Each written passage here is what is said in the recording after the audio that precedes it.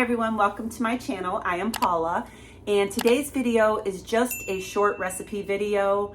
I have a very busy weekend. In just about an hour and a half, I'm going to my grandson's football game, and then tomorrow our family is going to the zoo. We're so excited to have all four of our grandsons together at the zoo tomorrow. So I decided this morning that I was going to make some crispy chicken tenders and keep them in the refrigerator so that we have some over the weekend in case we're just too busy to make something to eat. These are great to just pull out of the refrigerator and eat cold, or you can reheat them in the air fryer or in the microwave. I don't really recommend the microwave because I think that they lose their crispiness in the microwave, but if that's all you have, that works too. But I am almost out of my crispy breading. I just pulled this out of the refrigerator. That is why it is all steamed up. But I'm getting ready to make my crispy breading because this is not going to be enough. So I thought that I would show you how I make this crispy breading. The recipe for this is over on my website, lowcarbrevelation.com. Just type in at the search bar crispy breading and you'll find it, and it is 4 ingredients. It is really low carb, almost zero carb, and it's really good. I use pork rinds. I just buy mine from Aldi. They're like $1.19 a bag, and these are just the plain with just salt. And then I have some grated Parmesan cheese. I like to grate my own just so I don't have all the fillers in it. I get the blocks of Parmesan cheese and I grate it. Look at that. I just grated this in my blender and it comes out really good. You can use whatever kind of grated Parmesan cheese that you want. I also like to use carnivore chicken breast flour. I have found that it improves the recipe, it improves the flavor, it makes it more crispy, and the flour helps fill in all of the little spots where the pork rinds and the grated Parmesan cheese doesn't fill, and it's just really, really good. So I add a little bit of this, and then my seasoned salt is over there. I forgot to grab it. I use Redmond's, let me grab it. Redmond's real salt. This is the seasoned salt. You can use any brand of seasoned salt that you like, and then I just mix it all together. I put it in this jar, keep it in the refrigerator, and anytime I want something breaded, I just pull this out. I dip whatever it is in egg, and then I roll it in this breading, and then I bake it usually in my air fryer. I have made breaded chicken. I have made breaded steak for like country fried steak.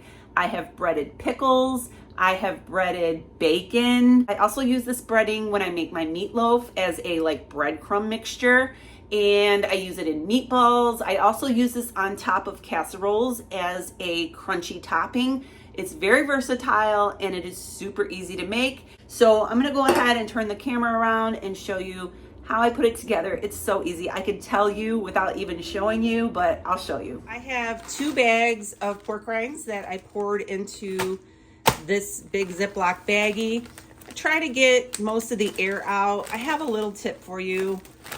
I like to leave just the very end open a little bit so that any air can come out and you don't lose your crumbs. So I just take this. This is the fun part. This is a metal meat tenderizer. I've had this for so many years. I don't even know where I got it from, but I just start by crunching up these pork rinds. So easy, and it's actually fun. I will shake it down a little bit and continue. Just make sure you don't hit your hand. All right, we're almost there. I'm just gonna take it and shake it down a little bit more, get it mixed up a little bit, and I'm just gonna continue. I like my breading to be pretty fine. All right, we're getting there. I'm gonna do one more shake. There's my pork rind crumbs. You can actually use this bag multiple times. You can write on here what it was used for. You can rinse it out, dry it out, and use it the next time until it gets beaten up so much that you can't use it anymore. How I put this together, I have my jar here with my little bit of breading that I had left over. I'm gonna just pour these crumbs into here.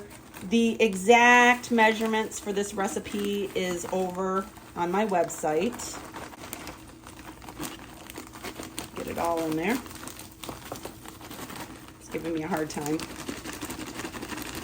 Come on.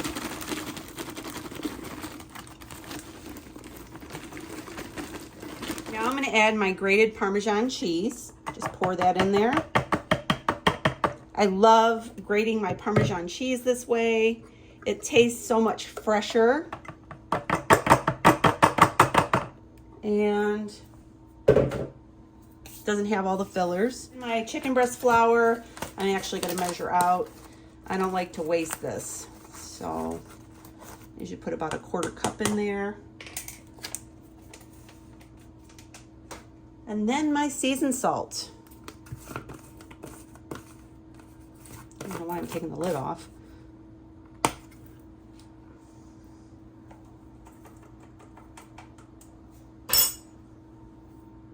All right, then I just take a spoon, which I'm just gonna use the handle of this meat tenderizer. I know it's so fancy, but just mix it all up. And there you have it, really easy to make. So delicious. I use this in so many different recipes.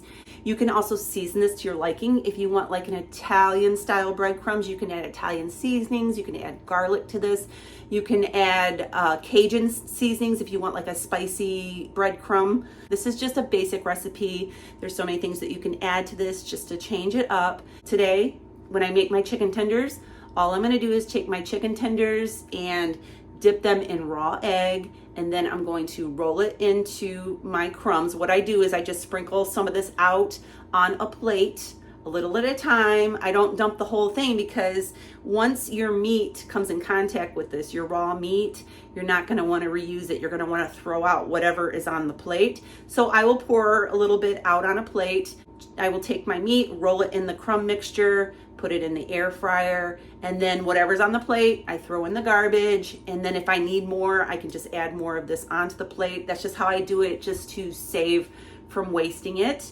So I just wanted to show you one of my very favorite go-to recipes that I try to keep around at all times. So that's my video for today. I'm gonna get out and enjoy this busy weekend. I hope that you all have a great weekend too. Make sure you subscribe to my channel, give me a thumbs up. I will see you Monday when I do my 0 carb day. Have a great weekend and God bless.